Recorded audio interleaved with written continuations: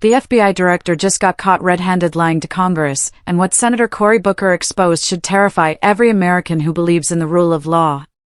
This isn't about politics anymore, this is about whether we still have a functioning democracy.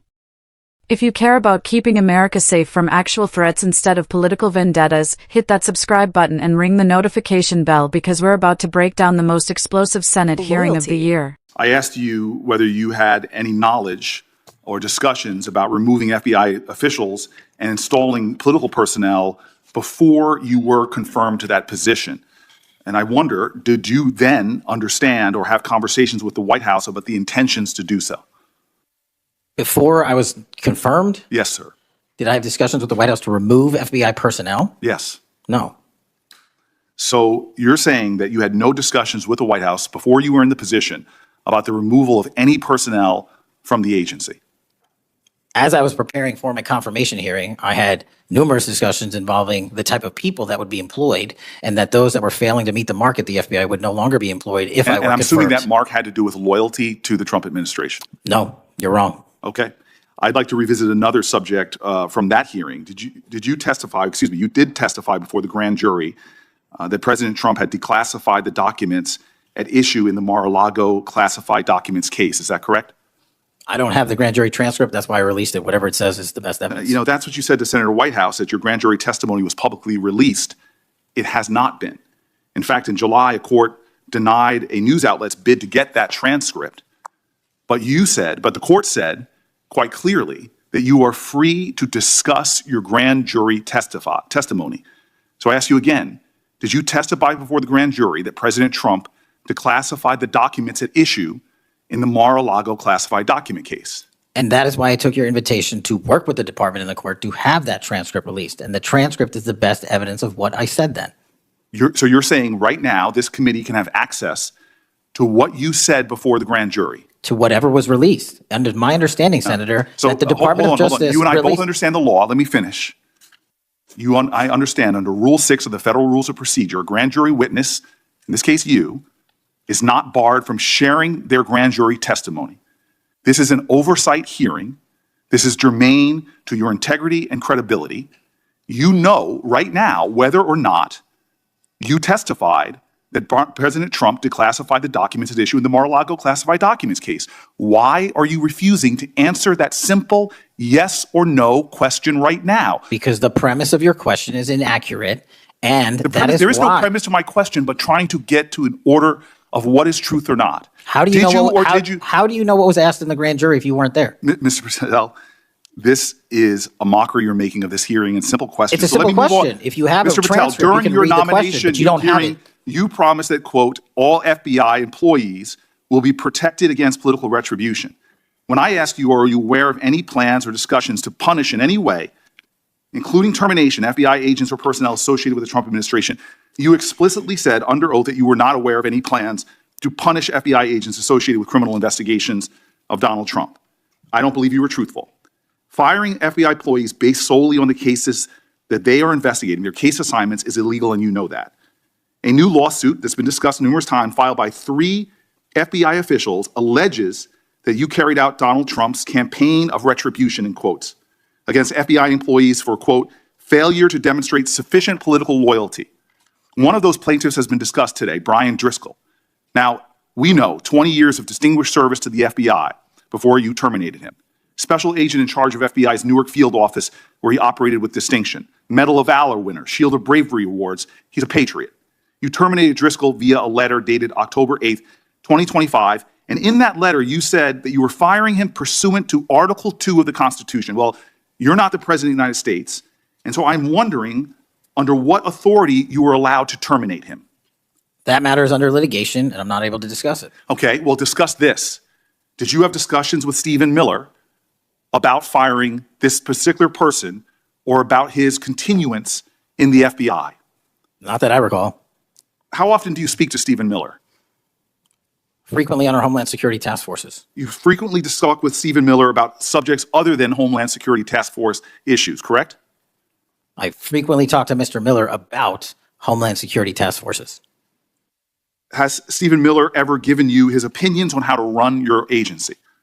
Mr. Miller's interagency operations are invaluable to the success of the FBI. That's what we talk about. So you frequently discuss your job and your responsibilities with Stephen Miller and Pam Bondi, I imagine, as well. Absolutely. She's the Attorney General. Understood. Okay. Donald Trump promised to make us all safer. You have pushed out senior FBI agents with decades of knowledge and experience. In fact, this is the first time in FBI history that neither the director nor the deputy director have any experience with the FBI. You've shifted the agency's priorities primarily to pursuing Donald Trump's immigration enforcement agenda. According to ICE data, the Cato Institute, which is a conservative think tank, found that 20% of all agents have been diverted from their work to assist ICE immigration enforcement. 20%. Part of this operation is the work of mass law enforcement who jump out of cars, snatch people off streets at churches, schools, and their jobs and hospitals. Have there been any FBI agents who investigate crimes against children that have been assigned to immigration enforcement, yes or no? Premise of what you say is entirely Have there been false. any FBI agents who investigate no. foreign domestic terrorism? You don't get to say the America is not safer under this leadership. I am not saying America that. is You're safer making because of the work of the FBI. You're making a presumption of premise. 4,700 children. Sir, we have seen 6,000 weapons and you are not 23,000 violent felons have that been FBI arrested. agents who investigate human trafficking have been reassigned to immigration enforcement. You are not denying that FBI agents who are on the task force that fight against Russian oligarchs have not been reassigned. Public Corrections Squad reassigned. People who defend children reassigned. You're not denying that. I've seen you time and time again attack my colleagues' premises of questions as a way to not answer the question. So let me end with this. I believe you have made our country weaker and less safe. I believe that we are more vulnerable to a major event, and I pray to God it doesn't happen. You've gutted the Bureau of Institutional Knowledge and Expertise. You fired or pushed out seasoned FBI officials, many with more than 20 years of experience, and were working on cases that were critical. You've been purging thousands of serious law enforcement officials who spent their careers keeping us safe, only to lower hiring standards in order to find anyone to replace them.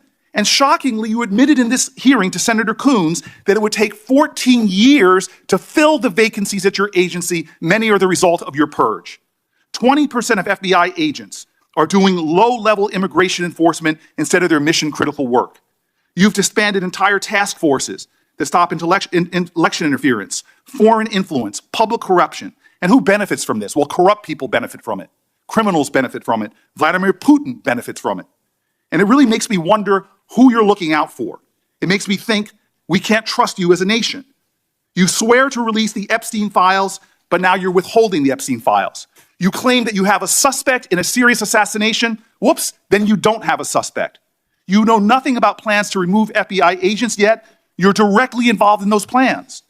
In the words of an ex-FBI official, you are overseeing, and I quote, generational destruction of the nation's premier law enforcement agency. Mr. Patel, in just 8 months, you have assaulted the institutional integrity of the FBI. But I know FBI field agents. I've worked with them in Newark. No matter how truly bad you are, you can't undermine the legacy of agents who fight every day to keep us safe, but you can tarnish the integrity of the agency and undermine the agency's capacity.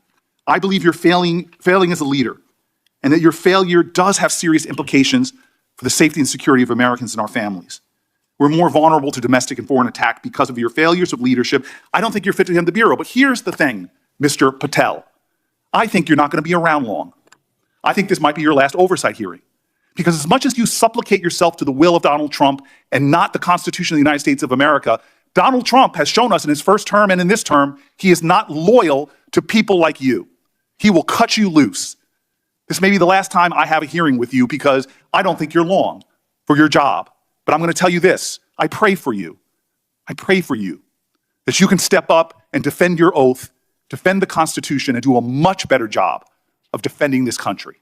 Thank you, Mr. Chairman. Do you want to say anything? Yes, sir. That rant of false information does not bring this country together. If you want to work on bringing this country, it's my time, not yours. My God. If you want to talk about dividing this country, it is I my follow time. you on your social media posts that It is tears my this country time apart. to address There should be a your unifying- falsehoods. Oh, You are an you can try embarrassment all to the you division want in this to country. not take Senator, it is my responsibility time. for what You you had have your said. time. Sir, you're Your making a time is mockery of this over. committee. Sir, you don't tell me my time is over. You The know how people far of New we've Jersey come tell me since what my you time is. Senator, You can't lecture me. you can tell me Sir, my time's over, You may be the charge of the I'm not FBI, going anywhere. but I am not afraid of you, sir. Mr. Chairman. Not afraid of you. What we just Patriots, what we just witnessed wasn't a hearing, it was a demolition. Senator Booker didn't just question Kash Patel, he exposed the systematic destruction of America's premier law enforcement agency. And let me be clear, when I say destruction, I mean the FBI is being transformed from an institution that protects all Americans into Donald Trump's personal revenge squad. First, let's talk about Patel's refusal to answer basic questions. When asked about his grand jury testimony regarding Trump's Mar-a-Lago documents, he hid behind procedures that don't exist. He's legally allowed to discuss his own testimony, but he wouldn't. Why? Because admitting he lied to protect Trump would end his career faster than you can say obstruction of justice. But here's where it gets truly terrifying. Brian Driscoll, 20 years of service, Medal of Valor, Shield of Bravery fired. And Patel claimed he did it under Article 2 of the Constitution. Newsflash, only the president has Article 2 powers. This is what happens when loyalty to Trump matters more than the law itself. And folks, when Booker asked if Stephen Miller, yes, that Stephen Miller is giving opinions on running the FBI, Patel basically admitted they talk frequently. The architect of family separation is now helping run federal law enforcement.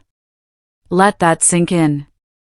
But here's the part that should make every parent's blood boil. 20% of FBI agents have been pulled from their real jobs, protecting kids from predators, stopping terrorists, investigating Russian interference, to play immigration cop. That's right, the agent who should be tracking down child traffickers is instead helping ICE grab people at hospitals and churches. Patel admitted it would take 14 years to fill the vacancies at the FBI. 14 years. These aren't just numbers on a spreadsheet, these are the professionals who stop the next 9/11, who rescue kidnapped children, who catch spies selling our secrets. And they're being replaced by, who exactly? People whose main qualification is pledging allegiance to Donald Trump? You know what really gets me? Patel couldn't deny any of it. When Booker listed the disbanded task force as foreign interference, public corruption, intellectual property theft, Patel just attacked the premise of the questions. That's not a defense, that's an admission of guilt wrapped in bureaucratic BS. And let me address the elephant in the room. Some people will say, but we need strong borders. Listen, I'm all for secure borders and smart immigration enforcement. But you don't counter-terrorism to catch landscapers. You don't fire the agents investigating Russian oligarchs to deport grandmothers. That doesn't make us safer, it makes us sitting ducks for our real enemies. Booker nailed it when he said this benefits three groups: criminals, corrupt politicians, and Vladimir Putin. While we're chasing working families, China's stealing our technology, Russia's interfering in our elections, and domestic terrorists are plotting their next attack. But hey, at least Trump's enemies list is getting checked off, right? The ending was pure chaos, and Patel's reaction told us everything. When confronted with facts, he attacked Booker personally. When accountability knocked on his door, he slammed it shut and blamed the messenger. That's not leadership, that's cowardice. Here's my prediction, Booker's right. Patel won't last. Not because he's incompetent, though he clearly is, but because Trump throws everyone under the bus eventually. Remember Jeff Sessions? Bill Barr? They bent the knee, and Trump still destroyed them.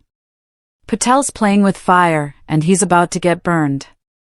Patriots, this isn't about left versus right anymore. This is about whether we want an FBI that serves the American people or one that serves as Donald Trump's personal Gestapo. This is about whether the agents protecting our children matter more than political vendettas. This is about whether facts still matter in America. If this makes you as angry as it makes me, share this video. Call your senators. Demand oversight. Because if we don't fight for our institutions now, we won't have institutions left to fight for.